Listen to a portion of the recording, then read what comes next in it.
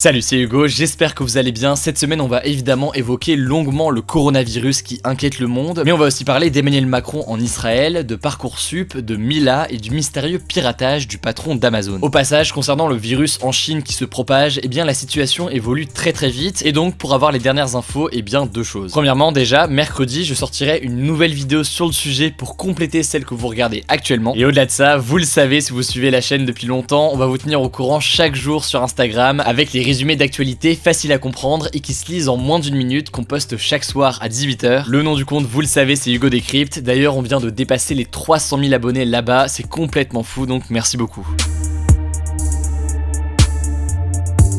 Commençons sans plus tarder avec la première actu, on va parler de la visite d'Emmanuel Macron en Israël. Le président de la République était donc en visite en Israël et dans les territoires palestiniens pour le 75e anniversaire de la libération du camp nazi d'Auschwitz. A cette occasion, il a improvisé une visite des lieux saints de la vieille ville de Jérusalem où se trouve notamment l'église Sainte-Anne, l'un des territoires français de la ville. Là, vous avez peut-être vu les images, une altercation a démarré. En fait, à l'entrée de l'église, les forces de l'ordre israéliennes qui escortaient le président ont voulu entrer dans l'église avec lui, ce qui est en réalité totalement interdit puisqu'il s'agit d'un territoire appartenant à la France et c'est donc à la France d'assurer la sécurité du président ici. Emmanuel Macron a donc décidé de hausser le ton pour leur rappeler les règles en leur interdisant de rentrer dans l'église. La scène a été filmée par plusieurs journalistes et a fait très rapidement le tour des réseaux sociaux, vous l'avez probablement vu passer.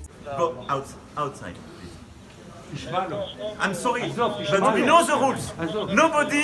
Nobody has to provoke nobody, okay? Ce qu'il faut savoir, c'est que c'est pas la première fois qu'un président français s'embrouille avec les forces israéliennes. Jacques Chirac, en 1996, l'avait déjà fait. À l'époque, en fait, il avait reproché aux forces de sécurité israéliennes de l'empêcher de saluer des habitants palestiniens. Il avait donc haussé le ton en anglais, mais avec un accent très français. Évidemment, même lieu, même accent très français et même cible, beaucoup de spécialistes ont donc suspecté Emmanuel Macron d'avoir fait exprès de reproduire une scène similaire. Bon, au-delà de cet épisode, une quarantaine de dirigeants étrangers se sont donc réunis au mémorial de Yad Vashem pour le 75e anniversaire de la libération du camp nazi d'Auschwitz-Birkenau. Ce qu'il faut retenir côté français, c'est qu'avec cette visite, Emmanuel Macron a essayé d'incarner la position selon lui équilibrée entre Israël et Palestine. En gros, pour vous l'expliquer, la position de la France, c'est que Jérusalem devienne la capitale d'Israël et de la Palestine et que les deux États soient réellement dotés d'un statut international et reconnu. Logiquement, à l'occasion de ce déplacement, il a donc rencontré le président et le premier ministre israélien, mais aussi le chef de l'autorité palestinienne, Mahmoud Abbas. Ensuite, jeudi, le président de la République a prononcé un discours évoquant un combat de chaque jour contre l'antisémitisme. Il a notamment déclaré que, je cite, dans nombre de pays comme la France, l'ombre noire de l'antisémitisme se répand, renaît, et cet antisémitisme revient à chaque fois que les démocraties sont malades. Bref, voilà pour un petit état des lieux de ce qui s'est passé là-bas, mais si vous voulez plus d'infos, eh bien je vous mets des liens dans la description. L'autre actu cette semaine, c'est la jeune Mila menacée de mort pour avoir critiqué l'islam. Tout a commencé sur Instagram samedi 18 janvier, Mila, une lycéenne de 16 ans, se filme en live sur Instagram en train de chanter, donc jusque-là rien de particulier. À ce moment-là, un internaute tombe sur son live et décide de la draguer par message privé et l'internaute est plutôt insistant, donc Mila décide de le repousser rapidement en l'informant qu'elle est lesbienne. Sauf que là, ça dérape, le dragueur est vexé, se met à l'insulter sur son orientation sexuelle et dans la foulée, il est imité par d'autres dans les commentaires de son live. Mila décide alors de réagir aussi en story et elle attaque alors à ce moment-là violemment la religion musulmane avec une flopée de déclarations que vous voyez actuellement à l'écran. Vous vous en doutez, les propos ont directement été pointés du doigt, la vidéo est devenue virale et a été relayée partout. Résultat, plus d'1 million de personnes voient la vidéo, Mila reçoit des milliers d'insultes et de menaces de mort ou de viol, son identité et son adresse sont dévoilées en ligne, des gens appellent son lycée et elle déclare même recevoir plus de 200 messages de haine à la minute. Du coup, face à ça, Mila décide de s'excuser sur Twitter et elle explique avoir parlé trop vite et affirme que l'erreur est humaine avant de supprimer son compte. Sur les réseaux sociaux, justement, l'affaire prend de l'ampleur et les hashtags je suis Mila et je ne suis pas Mila divisent le débat, avec d'un côté ceux qui la soutiennent, disant qu'on a le droit de critiquer la religion, et de l'autre ceux qui l'accusent de tenir un discours haineux. Plus largement, ça relance le débat sur le droit de blasphème, et selon le droit aujourd'hui, on peut insulter une religion,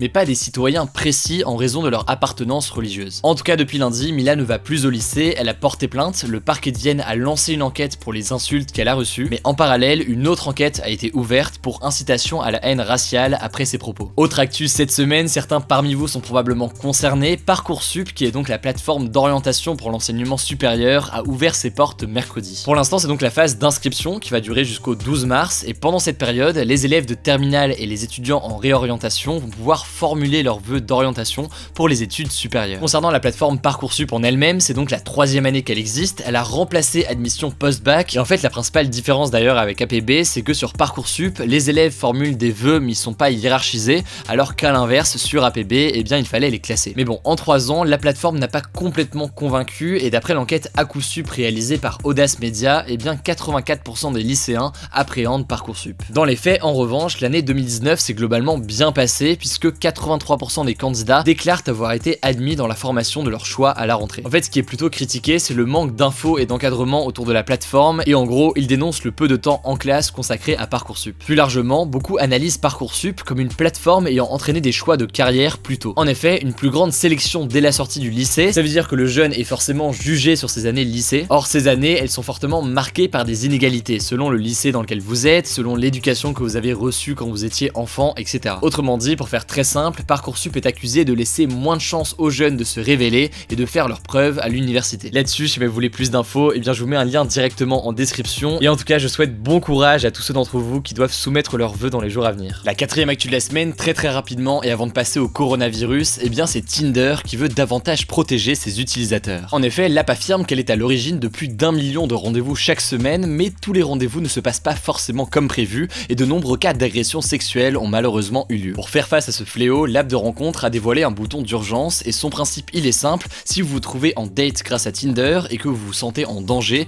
eh bien vous pourrez contacter très facilement et discrètement la police. Ce bouton est pour le moment accessible uniquement aux États-Unis et permet d'alerter 911, mais on peut imaginer qu'il sera bientôt disponible dans le reste du monde. Autre annonce, un système de reconnaissance faciale va être mis en place prochainement. Concrètement, il va permettre à chaque utilisateur de prouver qu'il est effectivement la personne sur ses photos et qu'il n'utilise pas les photos d'un inconnu pour son compte Tinder. Si le visage d'un utilisateur est bien fidèle au visage sur les photos, eh bien le compte est étiqueté vérifié par Tinder, ce qui permet donc de distinguer les vrais des faux profils. On notera au passage que Tinder n'est pas la seule plateforme qui met en place des outils de ce type, puisque Uber propose en France désormais un bouton d'urgence, et son principe est assez similaire puisqu'il permet de contacter et transmettre des infos à la police discrètement en cas d'agression sexuelle ou autre problème avec un chauffeur. Pour terminer donc, on va prendre le temps de revenir sur l'actu majeure de la semaine. Je parle évidemment du coronavirus, histoire d'y voir plus clair. Le coronavirus, en fait, c'est un virus qui est assez commun. En réalité, environ un tiers des infections pulmonaires sont dues à un coronavirus. Le truc, c'est que le coronavirus dont on parle ces derniers jours, eh bien c'est un nouveau coronavirus qui inquiète beaucoup plus, et on va voir pourquoi. Il a donc d'abord été détecté dans un marché d'une ville au centre de la Chine appelée Wuhan et qui compte 11 millions d'habitants. Aujourd'hui, le coronavirus tuerait seulement quelques pourcents des personnes infectées, mais ce chiffre pourrait évoluer, surtout si le virus se met à muter, d'où l'inquiétude. Vous en avez peut-être entendu parler, ce virus actuel fait écho à une maladie, le SRAS, qui est lié à un virus similaire au coronavirus qu'on connaît aujourd'hui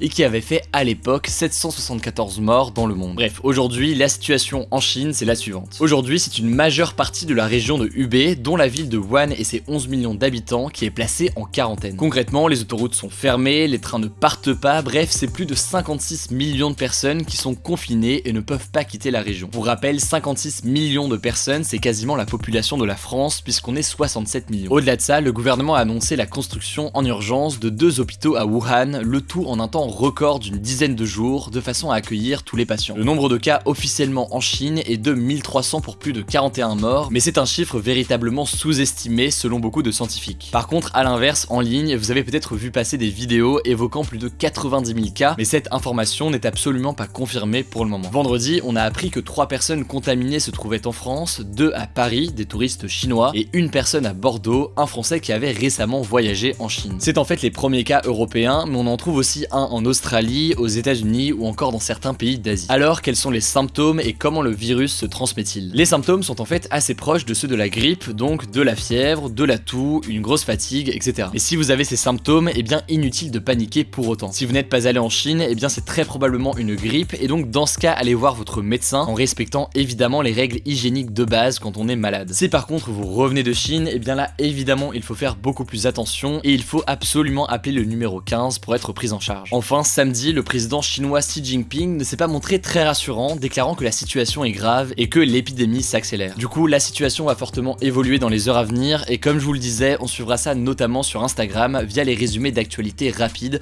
qu'on poste chaque soir à 18h. Le débat de la semaine c'est le suivant, êtes-vous inquiet du coronavirus? Pour participer au débat comme d'habitude c'est très simple, vous le savez, ça se passe à l'aide de la petite fiche qui s'affiche en haut à droite, et puis évidemment vous pouvez en débattre dans les commentaires. Dans la description du coup je vous mets des liens si vous voulez en savoir plus, et puis je vous donne rendez-vous en début de semaine prochaine pour une nouvelle vidéo plus complète sur le coronavirus. Je crois que j'ai tout dit, on se dit à très vite.